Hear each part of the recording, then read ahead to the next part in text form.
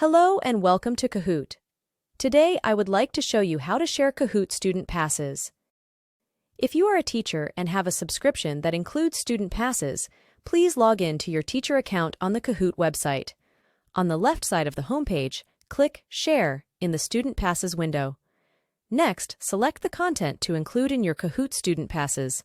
Choose the learning apps that are best suited for your students.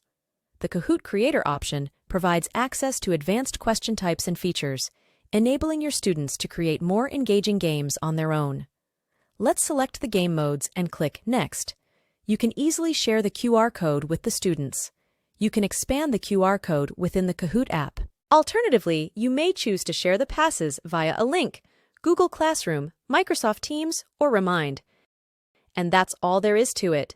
Happy Kahooting!